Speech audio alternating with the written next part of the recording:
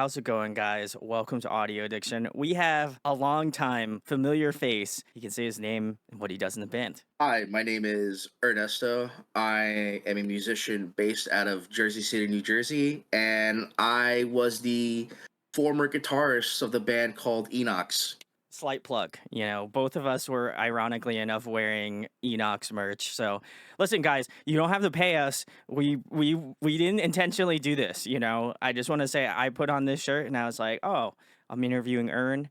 Put on the ENOX shirt, and then he was like, I'm already wearing an ENOX shirt, so it worked out. So there you go. Slight plug. Shout out to ENOX. Love those guys. But as Ern said, formerly of ENOX, obviously no bad blood here, which is always good. Love to hear it. But um, I had hit up Ern a little bit ago, and he's been sending me his new tracks, which go check out Metropolis and Nova. I'll leave links down below. Go give him a subscribe. I subscribe to his YouTube channel. He has like 9 subs. So just remember, if he blows up, you're one of the few people under 100. I'm just The saying true OGs. that's a true OG move right there. But Ern, I wanted to know, since obviously I've known you for a couple many years now at this point. I wanted to Right. know, obviously after leaving Enox on good terms, certainly.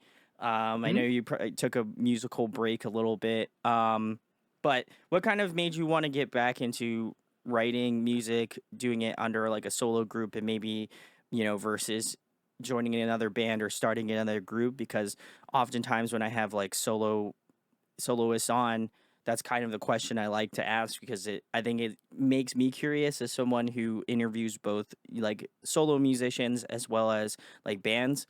What kind of gave you that thought process to wind up doing the solo route this time? That's a pretty interesting question you ask. And oftentimes, I've going back and forth between, should I look for a band once more and kind of work my way up for there, or should Mm, I just go out of my way and kind of limit test the process of what it takes to be a solo musician? Doing everything on your own versus being with three, like two, three, or four of the members sure. who kind of share a common goal of meeting their expectations and wanting to do what our favorite bands are currently doing right now, is play shows, gain a fan base, do tours, perhaps sign a label, release full lengths, and just live that as a passive income, and me wanting to do a solo route was simply because the music that I have written in the past didn't make it to the light for Enox. Mm, So I took matters into my own hands and said, well, let's see how this would pan out by releasing that kind of content under my own name and see how people would react to it. And considering music that I'm releasing is an instrumental, often you would go with the question, how, is there going to be a vocalist on it? Maybe not right now, but eventually there will be someone on the hmm. mic for those Okay. songs. There we go. Yeah, I did see someone comment that on, I don't know if it was either Metropolis or Nova, but somebody was like, is there ever going to be vocals on some of these tracks? Because, like, I think that, you know, going through that process of having a vocalist on there, you like want to find someone that fits your sound well, certainly, and you want it to like elevate the type of music that you're putting out. And I think with both Nova and Metropolis, they both give you different vibes. I feel like Nova is like that really like stupid heavy track that everybody loves, and I was vibing out with it just before we hopped on. I wanted to give a listen to both. And Mhm. Metropolis reminds me a lot of like the like era, like old school like monuments, and I was like, yeah, I like that. But like Nova reminded me of like Vulture and like some like Ooh, heavier groups wow. that I was like, ooh, I like this too. I think it allows you to be creative in that aspect where like even in the same vein as like intervals, where like a lot of his stuff, obviously all of his stuff is mainly just instrumental music. It allows him to kind of creatively think about the song in a different way. Do you think that it offers a good challenge for you to just come up with some like cool like riff parts or like cool lead parts where you're like instead of having vocals, let's do a cool like lead line that might fit that sort of like thought process of like this will fill the gap for where a vocal lead would fit or whatever. Or do you just go into it and you're just like how how much ideas can I kind of throw at the wall and make it work? So for my songwriting process, it kind of fixes upon a pop structured, Okay. which is the pretty standard form. And I've always wanted to make sure that the song is, vocal friendly, meant to be vocally favored. Mm, So I look at it as more as a interpret it how you see fit from a vocalist perspective. You can intake all of the amount of melodies that you hear within the song instrumentally speaking, but the biggest incorporation of it all is how would a vocalist fit their voice into the mix of things. sure. So I always look at it from that point of view upon releasing the music. So that's always been um my way of thinking when it comes to writing is if I were to write this idea, I would need to utilize it in a way that the instruments aren't clashing with the vocals. Like there needs to be some sort of leeway for each of them to kind of pass onto each other rather than kind of fighting for the spotlight. Yeah. No, I feel like I think there's a good balance of like interesting like song structure things. Obviously, it does take a lot of cues from pop music, but I think it also deviates in that way where like obviously your head is in the mind state of like heavy music and trying to figure out, what fits melodically, but also at the end of the day, it's a heavy song. So like you want to try to incorporate like a breakdown part or like this cool riff that might like wind up making its face known throughout the entirety of the song. So I do like that you kind of tether between like having those heavy moments, but also having a lot of those strong moments where you're like, where can this riff come in and where can it like hit in that specific moment of the track. So I do love that a lot, and I'm very excited to listen to what you have coming up next. In terms of both Metropolis and Nova, how long have these songs kind of been in the works for? As you mentioned previously, you said some of these songs were like ENOX songs that obviously never saw the light of day, and you kind of reworked them to fit your solo project now. So have they been in the vault for a little bit, or how long have they been worked on for? Funny enough, most of these songs were written the same time that the album was, What? written before it got tracked. So Nova was written in the same realm as Convulsions was written in 2017, as well as, in the areas of Blame Shift as well. So Nova does actually have that kind of history within those two songs, because originally, um, it's funny you asked that because originally I didn't want to write eight string materials, even though Michael kind of told me that he wanted me to try it out, and I told him no, we're sticking to seven strings only. We're sticking to drop F, and lo and behold, I wrote a song, and Mike just kind of laughed his ass off and said, "Well, at least now you know you're capable of writing a song in an eight string format." And I said, "Well, I guess that's the case now." And lo and behold, we wrote Blame Shift as a jam session in our rehearsal studio among myself, Michael, Mikey, and Roy. Um, Convulsions was written through Tab, which originally became the second verse for Nova as a Wow. drastic tempo change because I kind of had a knack for switching up tempo, switching up the entire feel of the song, and say, okay, so the first half of Nova, all right, bye bye, we're gonna go into a completely different direction, and Wow. going with that verse. So when Mike first heard that, he goes, after the first chorus of that idea, put that as a new song. And then that idea after the first chorus of Nova ended up becoming the full song of Convulsions. Wow, I can't. This is you're unlocking some things that I did not know about these songs. So, I mean, um, if you want to ask me anything like Enox related, like I can go into full detail with you.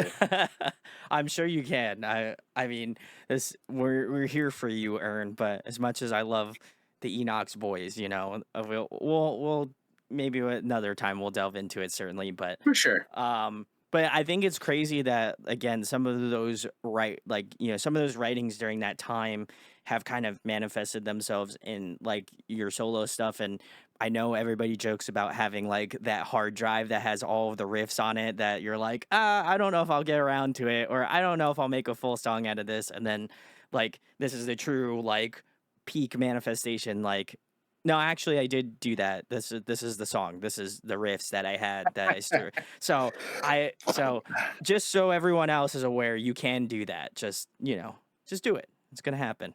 Just naturally get to that point, and maybe you'll wind up releasing my song 78. Who knows? I don't know, or demo track 78. I don't know. Whatever you call it.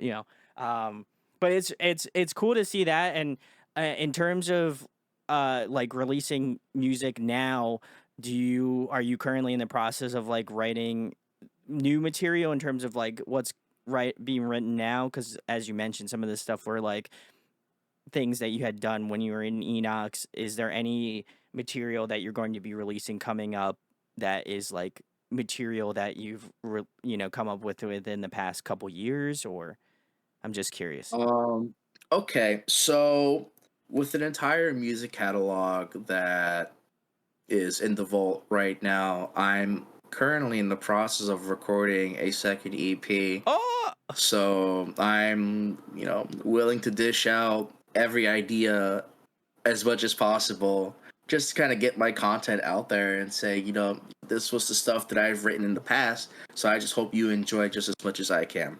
Because this is likely the first time that I'm going to hear this with live instruments and, of course, programmed. So, but that's an understatement. woo.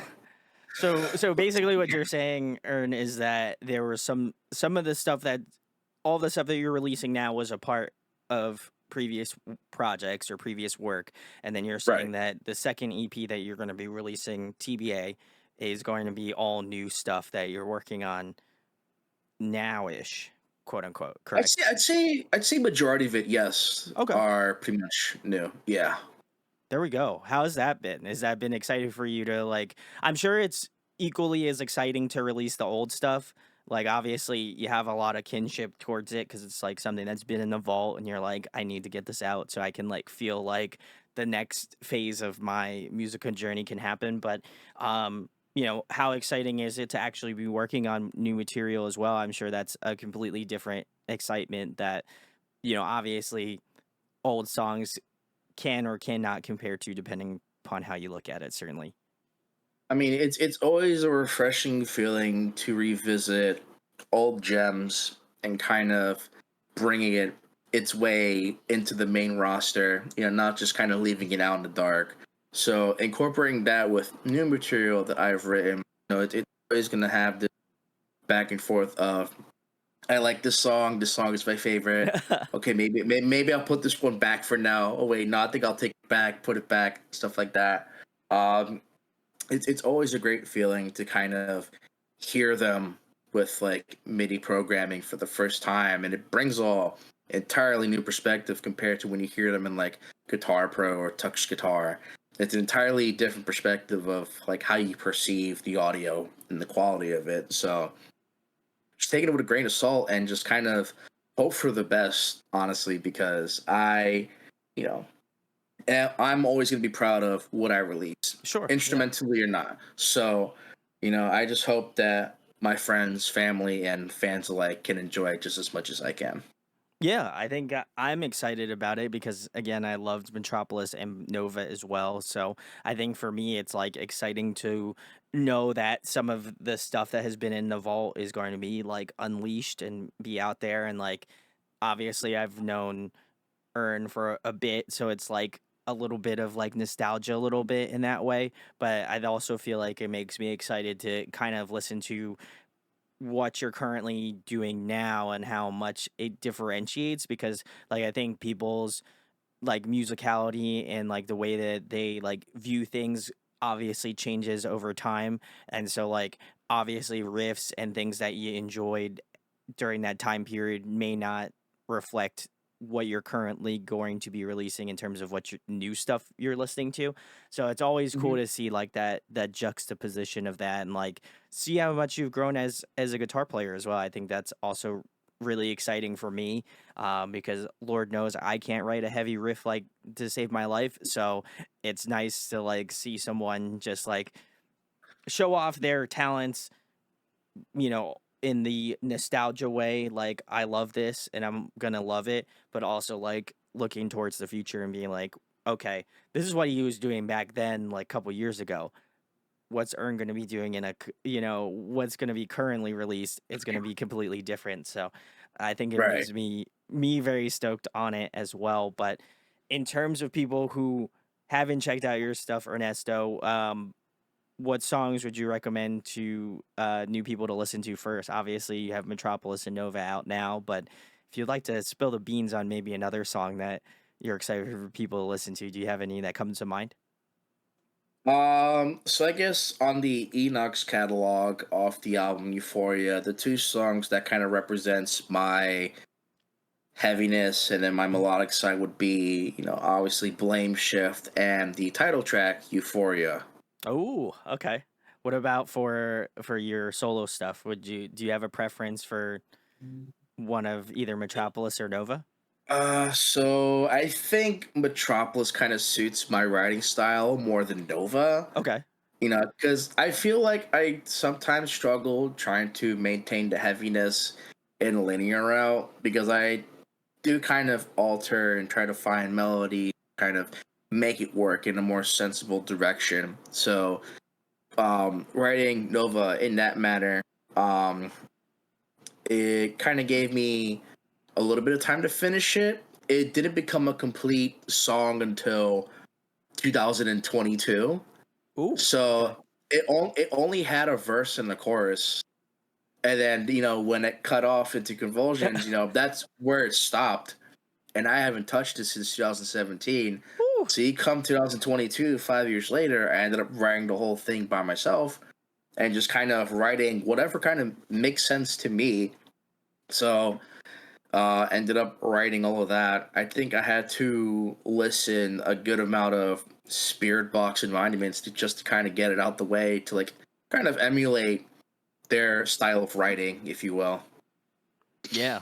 I feel like it's very much that. I'd also say it gave me like a first and second album like era, like augment kind of vibe, which is like my favorite era record. I love augment. That's like by far top tier progressive metalcore as finest. Um but yeah, it was cool to hear kind of like the difference between the two. I think again, Metropolis I feel like Metropolis and Nova are kind of like the yin to the yang, where like I feel like Metropolis is more melodic and has more of the like tappy like lead stuff, and then Nova is like Yeah. that stupid heavy song that everybody loves and can pit to. So I like the Hmm. fact that those two songs are the two songs that are out now because I think it offers this nice balance between the two. So I would recommend Yeah. listening to both, but if you had to choose, I think my personal preference would also be Metropolis. I really enjoyed that one a little bit more because I love the riffs. I'm a riff guy. I love a good riff. So I feel like for me that one's a good one. But Nova is also a fantastic track as well. So I'll leave links below. Go show Earn some love. He's rad. But the next question I have for you, Ern, is I found out that we have a shared love of K-pop, which I had no idea about until very recently. I've been sending Ern my K-pop links, so I feel like I have to ask like some sort of K-pop adjacent question to you. Um, Sure. for your writing style, do you have any group that you would love to have on like a Ernesto track? I feel like is there any K-pop group that comes to mind that you feel like you would love to hear like a collaboration between you and a K-pop Ugh.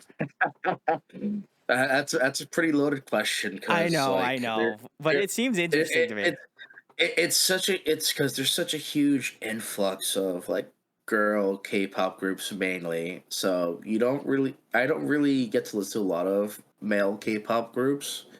Most because like I'm just being constantly fed with female K-pop group, which is kind of natural, I guess, if that's the right word for it. But I think there's only one group that really comes to mind, and considering this because they debuted and broke up on my birthday, which was June 4th. And the K-pop group that will stand out to me the most is a group called Sistar. Okay. They're a four-piece group, and most of their concepts are mostly sexy themed. So they kind of gained their popularity because they kind of have that image to Okay. pull it off. And not much can be done now, due to the kind of climate of negativity that can be posed Sure. Yeah. based on the groups, based on the quantity as well. You have like 9-piece members, 8-piece, seven.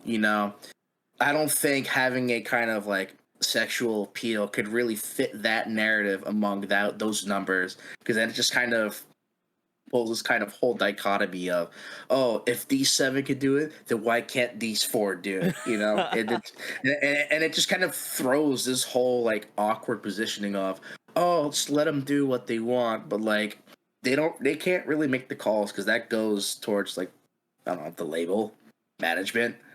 Yeah. I really can't say too much of that, but it seems like there's really not much you can kind of pull off. But it seems like it's kind of been kind of a rinse and repeat of the same visuals for the most part. But apart from Sistar, I will also say Red Velvet Ooh. Okay. would be another Yeah. one. They were kind of like where I started listening to K-pop, which was 2016. Still to this day, Russian Roulette is still their most goated song. I will die on this hill. I don't care if it's not your favorite song. It doesn't matter what you think. That song will forever be the best song that they had to be a part of singing. So to reinterpret your question, the two artists is Sistar and Red Velvet. All right. I like those. I like those answers. Red Velvet, obviously, I am a little bit more familiar with than Sistar, but I like it. I think it would be interesting to see that type of combination. I don't know. To my knowledge, I don't think there's any groups right now that are kind of infusing those two sounds together. But it would be interesting to see if how either jarring or how interesting it would be to kind of have like some real progressive metalcore riffs or genty sort of riffs and throw it into K-pop. I think the only one that I saw recently that like really kind of sold me on it was shout out to Nick Nocturnal. He did a cover with I believe it's the vocalist of Anchor. She also is a K-pop fan, I believe. Mm. And they did a Le Seraphim like metal version of Oh, I think it's Unforgiven, I'm pretty sure. So I see. I see. so I they Someone could do did a it. gent cover of Anti-Fragile. It's pretty interesting stuff. I'll have to check it out. I think I did see some clips on it, and I was like, "This could hit. This could hit." I'm not gonna hold out. I think there is a realm where those two things can commingle. It would Mm-hmm. be very interesting to just see like a K-pop group like dancing, and then in the background you got some dude like a gnarly 8 string just riffing.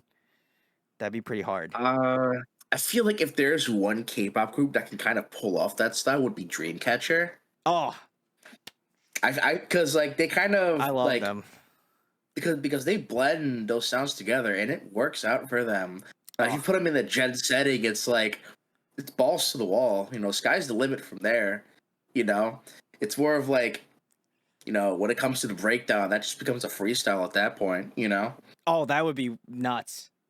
Dreamcatcher. I don't know if you watch. Obviously I can't guarantee you watch my stuff, but like this sounds like a great idea. I'm just saying I would be fully on point if that did happen. I'm just saying I'd be on board. Wishful thinking, but I believe it can kind I'm of can gonna happen. manifest it.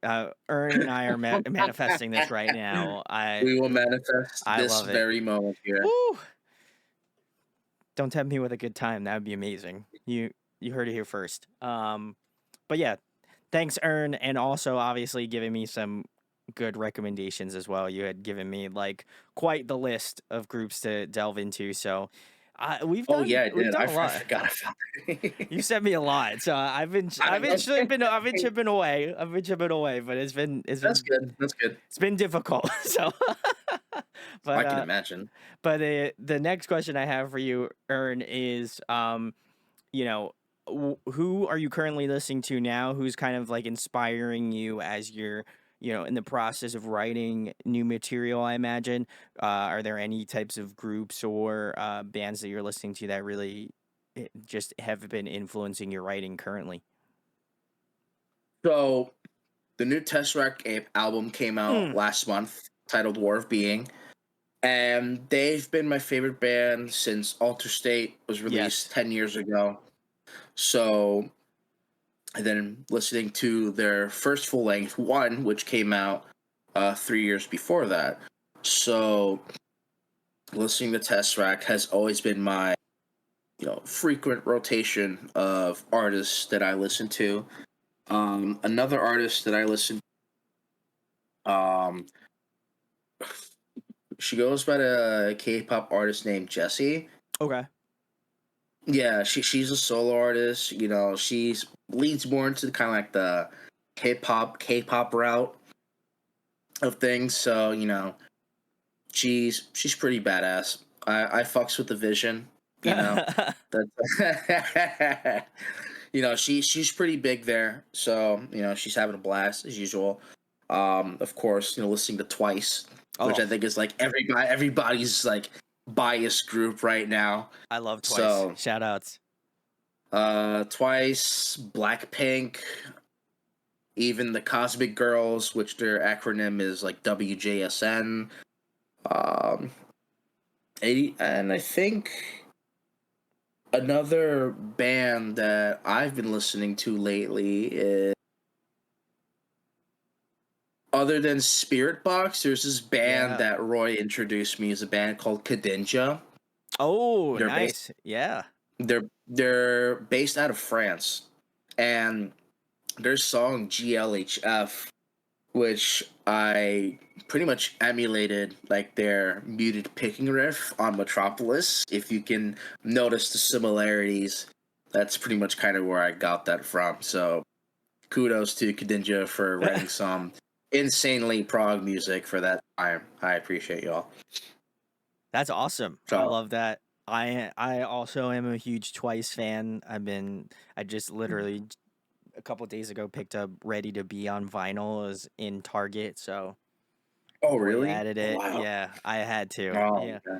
I always tell Uh, myself that I go to Target and if I see it, I'm like, can't buy it right now, and then like I'll basically wait until like my third time through, and if it's still there, it's meant for me. So then I go buy it after that.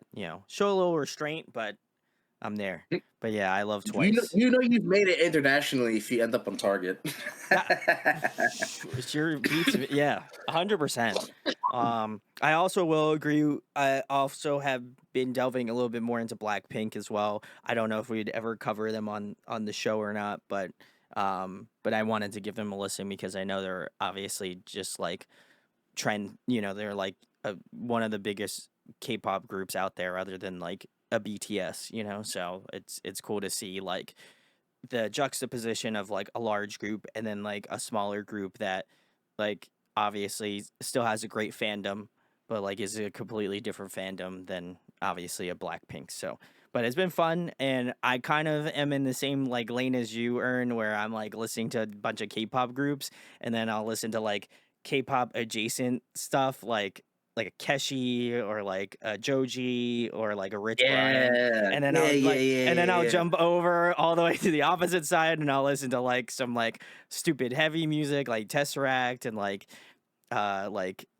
Loathe and like all this other like super heavy stuff, and then I'll make my way down and then listen to like a Julian Baker, a Phoebe Bridgers, City and Color, like indie, like folksy yeah, sort of yeah, stuff. So yeah. I'm all over the map now. So I feel like K-pop has like has its moment here, and then like everything else has kind of like remained the same. But yeah, I'm fully in the K-pop rabbit hole. For those following my journey, I'm well and deep in the hole right now. So, but it's awesome. Uh, the next question I have for you, Ern. Obviously, I know you mentioned before that you would like to get a vocalist for the group. But I wanted to ask this: if there was any person that, like, whether you feel like it might be more feasible to have them on as a feature, or somebody that you're like manifesting you would love to have on as like another guest feature on an up and coming solo song that you've done. Are there any people that come to mind like off the bat that you would love to just like fit into a track? Definitely Marcus Bridge from Northlane. Oh, When that please. man came into Northlane in 2015, and I believe Michael has expressed this to you some time ago that like he too has been one of my favorite vocalists that I've had the privilege of watching both live and hearing on the records. Like he can pull off what he can sing, and he can Agreed. pull off how he screams. That takes a lot of mental preparation and practice to kind of not, I wouldn't say sounding identical, but being close to that, Sure. really. Yeah. But sounding a lot better in a live setting, it's like, wow, he sounds exactly like what he sounds on the record. And hearing Marcus Bridge is like, do I even want anybody else being featured in my music at this point? It That's may fair. sound pretty ambitious to saying that, but like, he may not be everyone's cup of tea, but it's kind of my cup of tea. You know, he has the capability of doing both singing and screaming. You know, throughout my musical endeavors since 2007 of being in the music scene, I've only had one vocalist that did both screaming and singing. Yeah. Sure, we've had guitar players doing backups and whatnot, but like throughout my time of all the bands that I've been a part of, they held that responsibility of doing screaming and singing, and I commend them for that. That's not an easy task to pull off. When back in 2016, Enochian didn't even have a permanent vocalist until Ricky from Ice Nine Kills, God bless that man, recommended Mike to go and say, "Hey, Mike, I think you should go from playing drums to being the full time vocalist." And the rest is history. You know, he did drums and vocals on Enochian's 2017 Evolution EP, and that EP became like the sole reason that ENOX has been kind of in the echelon of trying to get into the swing of things of touring, being noticed by fans that have been unfamiliar and to the familiar alike. So with vocalists having to bear that responsibility, it's something I really can't critique because, if they could pull it off, that's more power to them because I surely can't sing nor scream. But if I'm given the task, I do the best of my. Oh, hey, Dad. No, I'm doing an interview. Say hi to my friend. Hello. Say hi. Say hi. Hello, how are Nice to you? meet you. Good. How are you? Yeah. What happened?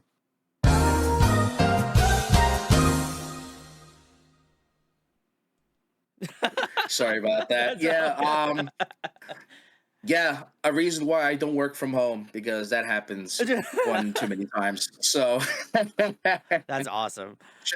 shout out to my pops. You know, raised me to be a soccer player, but I ended up becoming a musician. So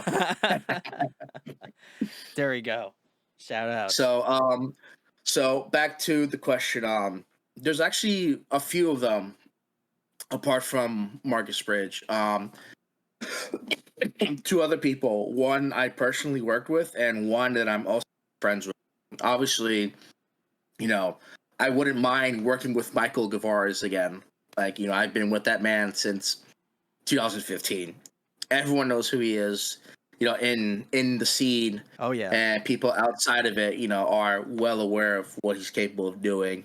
And the third person who I would love to have that I have high interest for a while is Josh Lagaya from Auras. Ooh, yeah, okay.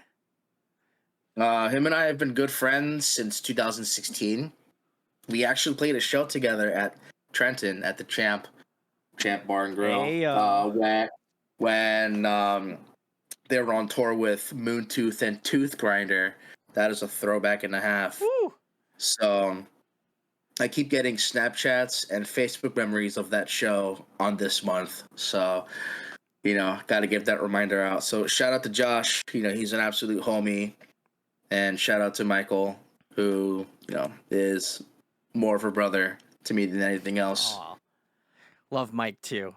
But yeah, that would be, I feel like Mike, you know what? Honestly, I love all three choices. Marcus, I've known about Marcus for quite a bit. I found out about Marcus through his previous band, Sound of Seasons, which he was in like this post-hardcore band in Australia, and like no one knew about this group. I don't think even people that are diehard North Lane fans have no idea that this group exists. So I loved his voice from that, and then when I found out he did the test thing to basically join the group, like basically the cover contest essentially. Yeah. I was like, oh, that would be amazing. I would love to hear Marcus in North Lane, and then lo and behold, he won. So it was very sick.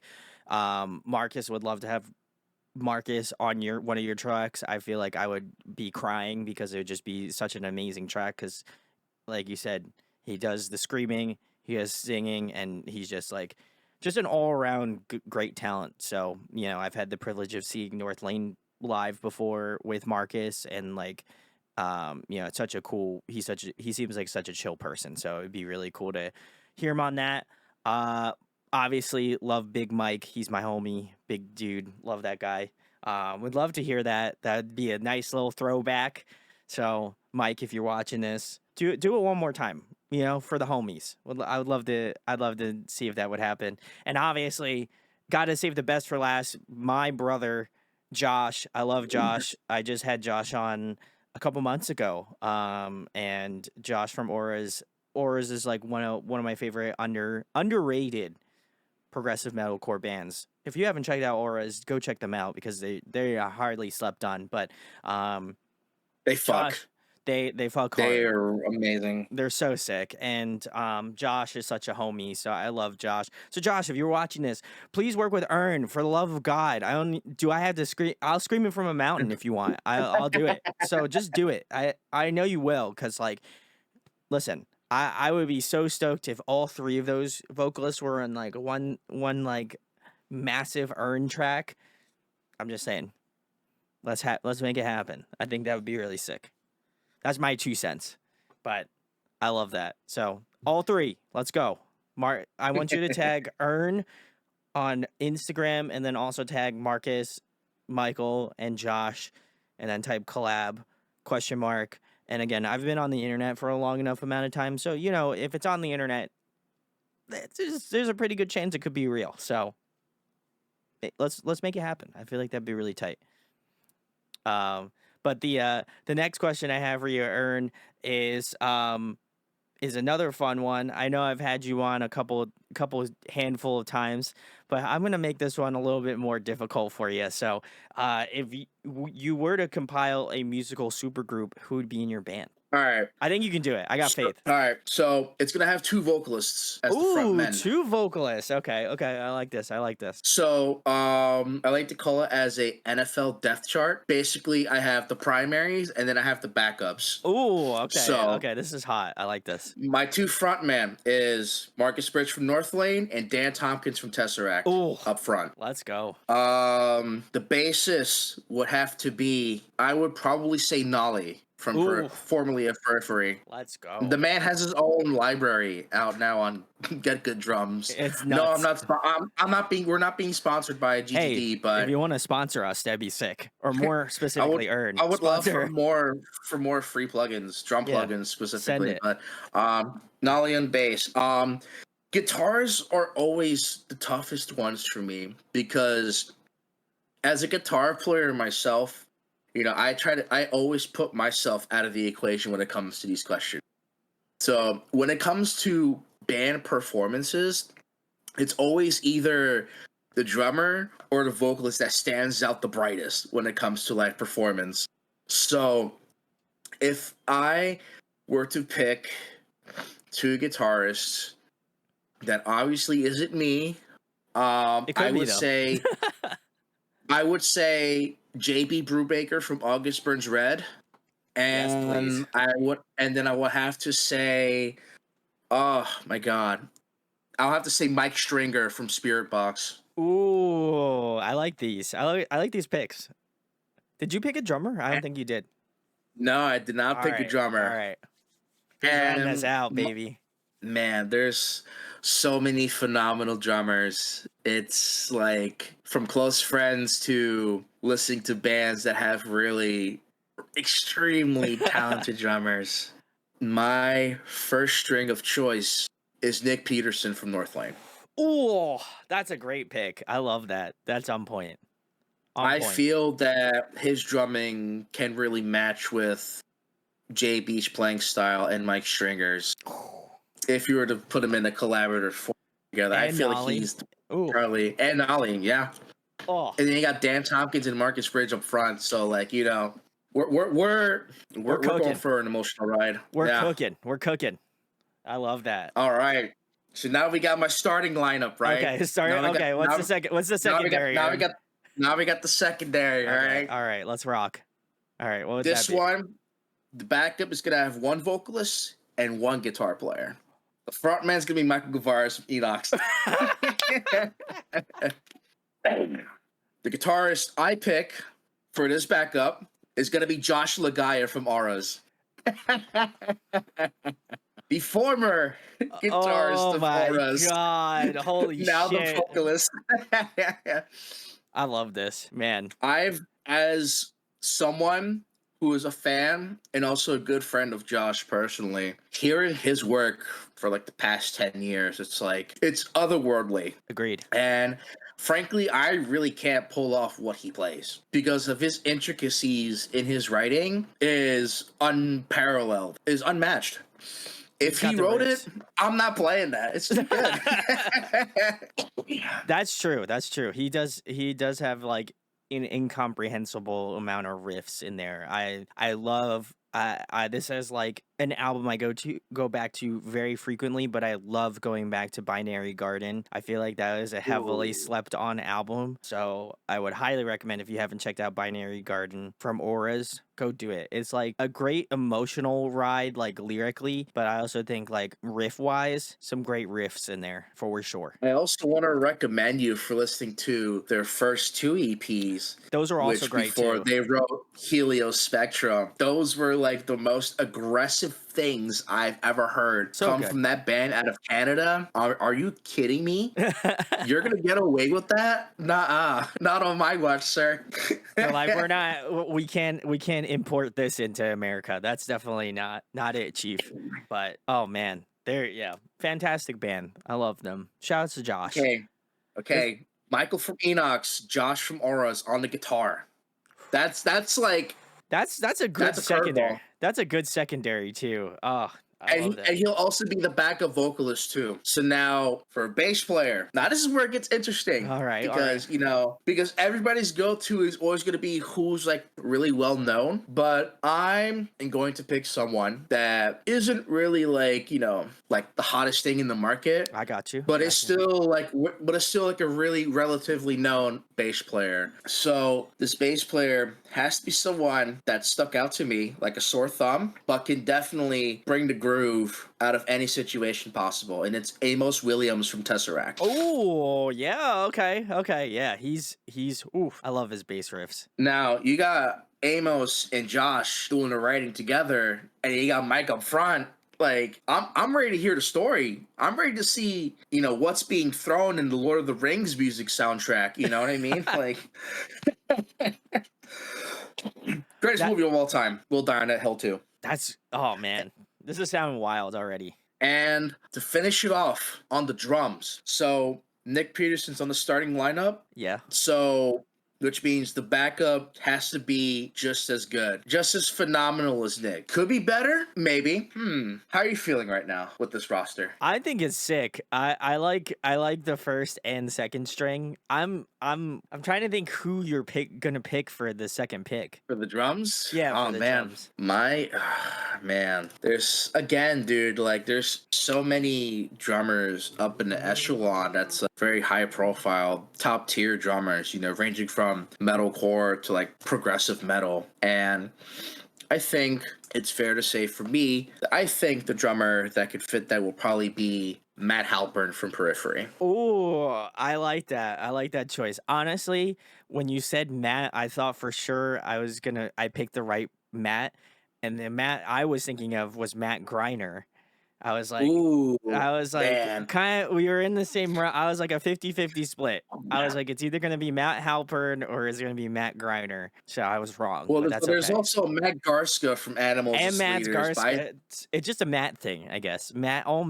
I guess Matt drummers are wild. I mean, Matt Griner, like, you listen to his drumming over the years, it's like you hear a dynamic shift in his playing, going from an aggressive style from August Burns Red's earliest works to now. He's more going into more contemporary, but still keeping that identity that he once brought to the table. It's phenomenal, man. Dude can shred. I'll tell Love. you what.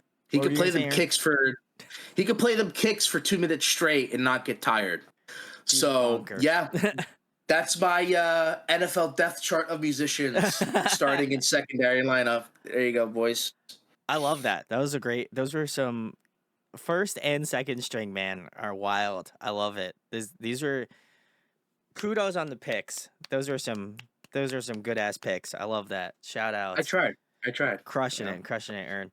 Well, the last question I have for you, Ern, is my personal favorite. I love ending off all of my interviews with this. Obviously we've gone through the ringer of like knowing about your early time with ENOX, and obviously glad that you guys are still in good convo and still homies. So love to see that. And sometimes I know with groups it can be a little bit dicey, so it's nice to know that you guys are still fam, and that's amazing. But I wanted to know what drives you as a musician, right? I think we talked about obviously post Enox and writing your solo material and such. I think oftentimes like people that do that have a little bit of an identity crisis. Like, I'm known for being in a band. I'm known for doing this. Like, now I'm not doing that anymore. Now I'm doing my solo stuff. Is it going to have the same sort of like appeal that my group had? Or like, I feel like a lot of times, like, solo artists have a little bit of a comparison issue to their like previous project, and that's totally fair. I feel like if I was to start something new and like I would be comparing myself against what I've built over 8 years. So like, I would definitely feel that sort of um issue or reservations about wanting to start a project. But what kind of drives you, what continues to like motivate you as an artist, and what do you hope to get out of this solo project, and what do you hope people take away from what you do, Aaron? Okay, so this is a multi-part question, Yes, it so I'll is. try to Take all dissect the them time down you one want. by one. Sure. What kind of makes me stand out as a musician is, the well acquainted and the friends that I've made over the 16 years of being a musician, and people knowing me for what project that I've been a part of. I feel like that's kind of natural Sure. to kind of have some sort of acknowledgement, and people still, my friends specifically, praise me for all the work that I've contributed when I was in Enox at the time. And I believe that album really kind of showcased my ability of writing. And I personally do want to thank everybody that's been playing that record on repeat, whether it's playing Blame Shift only or playing other songs that suits their interest as their favorites as well. It means just as much to me as it does to the band as well. It helps them get out on the road as well. So I do personally want to thank my friends in the music scene that have supported me. Even doing this endeavor of being a solo musician, it's going to be the most challenging part compared to if I were to put myself in a position being in another band. So, what inspires me to do all this stuff is with everything that I've compiled all together and doing everything from home kind of rekindles the spark of I could finally do music all over again and start fresh. Um, Even with the reminisce of things that I've done in the past, I now have the knowledge, insight from my peers and those above me who were nice enough to befriend me in a manner that has allowed me to share the knowledge among anyone else that's willing to go for that same purpose as well.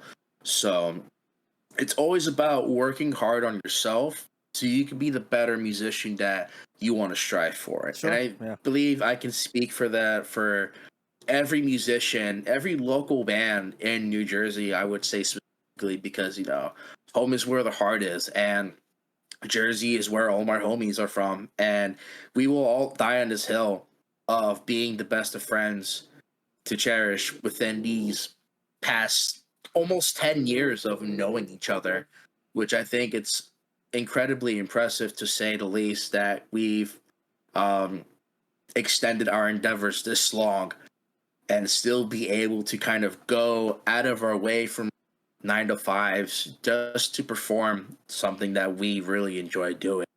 Not just for the sake of us, but the sake of our friends supporting us, as well as our fans and family alike. So, when it comes to me writing, I often think of my friend. I recently became an uncle, so I Aw. think of my niece, you Yeah. know? So, what songs that I have released on music platforms, the next song that I'll be releasing will be coming out on November 3rd, which is the title track of the EP called Epiphany. And Yeah. that album will be out on December 15th, which falls under my mom's birthday. Oh, nice. So I guess it's a way of me of kind of I guess encircling everything revolving around like my personal life, my music life, going through all of the adversities that I went through being in the band. So and I forgot what other question you could ask me. I definitely kind of went off No, the you're all tangent good. this one. Yeah, so it's always about working hard to bringing out the best in you, honestly. And I think anyone would love to see you, live out the same fantasy that everyone wants to strive for. You know, Bands that I've had the pleasure of, playing the stage with many times, with like bands such as Monument of a Memory, This Curse, the guys in Sentinels who are currently killing it right now. Kudos to those guys. The They've been boys. working. Um, there's this man, there's so many bands that I've played with that may not come off the top of my head, but shout out to all the other projects who recognize me for my talents as well as the band's talents that I invested the 6 years of playing with ENOX. So that really kind of shaped me to who I am today, being a 30-year-old boomer, chilling at home, writing music and releasing the solo EP. And me as a musician coming out of Hudson County, New Jersey, that in of itself is quite a difficult task because growing up in this area, we have limited resources, finances, if you will, and trying to find the right people in the same area can be quite the challenge, if not an obstacle. Sure. And the people that have stuck with me throughout the years is one of my best friends named Roberto. He plays bass in a band called Neon Fear. He's been my since 2007 when I joined my first band with Destroy Your Will. I was only like 14 years old, playing out of a Dean's guitar. out of a Woo. line 6 combo, fucking playing all that remains and shit. Hell yeah. So, it's people that have been in my life for so long that's pretty much inspired me and has supported me all the way to keep me going, to continue pursuing what I love doing, whether it's for myself or for anyone else who enjoys what I do. So, this goes out to them, and I am incredibly grateful for, living out these opportunities of playing, opening for national bands, big bands, and even local too. Like at the end of the day, we're all going to be homies in the end. So I just hope for, better things to come in 2020. Yeah. And that No. pretty much concludes my whole thought process there. No, it was good. It was good. I feel a lot of like, obviously knowing Ern for a couple years now, like, and obviously knowing ENOX and just your journey, it's been personally, it's been an incredible thing to watch, because I think it's like, I love seeing my homies do super well. That's like honestly like the biggest thing that I take away from doing this is like, whenever I see people really working hard at what they do, like I think it motivates me to be like, you keep doing it, because you're gonna like get to that point where things are gonna like start to pick up, and you get larger acts on, and then hopefully people go and check out these types of interviews with groups that like they haven't heard of. And I think for me it's like a point of pride to some degree, because like I want to be able to highlight all of my friends, and if it's possible to do that, I'm gonna try my damn hardest to get every one of the homies on here, no matter how many times I have them on there. Ern, I also want to shout out a few more bands shout them who out. I fuck with Hey, for big things to come. let's go. First band I'm going to shout out is Neon Funeral. They are also a band from Jersey City, New Jersey, Woo. with ENOX as well. Another band I'm going to shout out is also another Hudson County band called Crystal Plains. Mario is also the drummer for that band too. So shout Wow. out to those guys. The goat.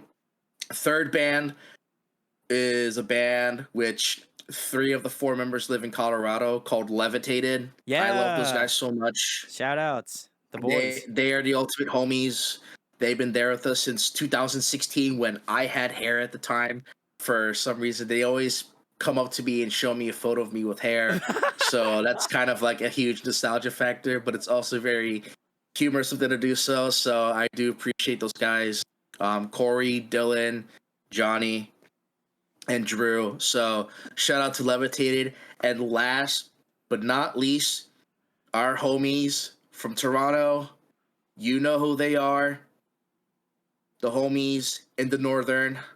I love those guys to Oh, I death. love those guys. They were the band that got us into playing in Canada on our Woo. first run.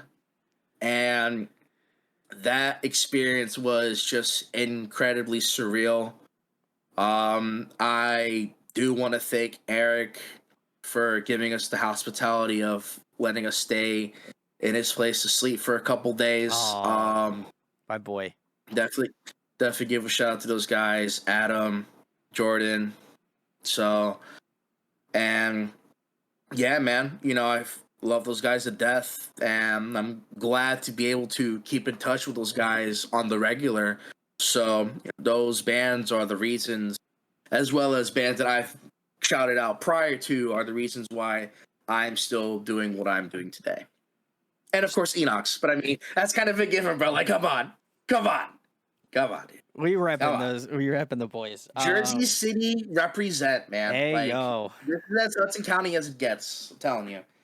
Also, shout out to Drew from Levitated. If you watch this, we still have to do something. So hit me up.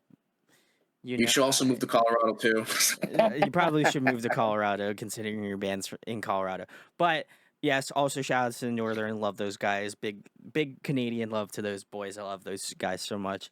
But yeah, I think just to kind of surmise my point is just like it's I think it's incredibly humbling to know that so many of my friends are also friends with you and friends with other friends, and like I think it just speaks to the community and how much like how much people care about the music that's written, and like how you just want to kind of like just gas up your homies. Like that's what I try to do. That's what I try to emulate every time I have homies on. And like if you aren't checking Ernesto's stuff out, now's the time. Check the links below. Go give him some love. But like Do it it's so now. Do it right, now. do right now. But Do it now. I love Ernesto. Honestly, I am just incredibly stoked that he is writing new material, and obviously the album to come out and just like a bunch of new stuff. It's incredibly gratifying as someone that has seen so much growth over the years to,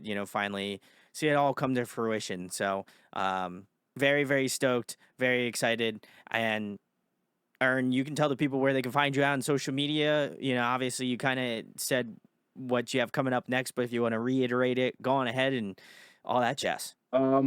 On Instagram, it's at It's Just Earn. On Twitter, it's mine is at Simply Ernie. And for my music platforms, it's my full name, Ernesto Grassi, which you can find on YouTube as well. So more power to everybody where you find me. I appreciate you all for listening to those two singles.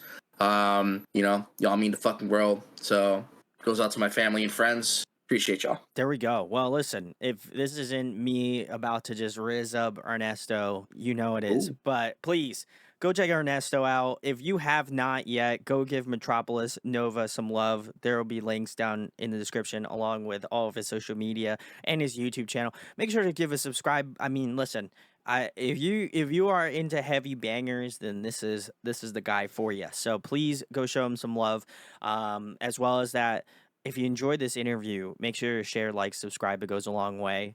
I am like eerily close to 3K, and I imagine by the time this comes out, I'll be like arguably much closer to that point. So, if you could help me get there, that'd be very sick. We have a special surprise plan for 3K. So, keep your eyes peeled. Very excited. But please go seriously, go show Ernesto some love. Dude's talented as fuck, and just love chatting with Ern. So please go give him some love. And Ern, thank you for coming on, man. Much love. I appreciate you for having me, man. It's always a pleasure talking to you as usual, and it was nice catching up with you again, man. To hear more soon. Hopefully, we'll just shoot the shit whenever now. Absolutely, you know where to find me. Not that hard to find.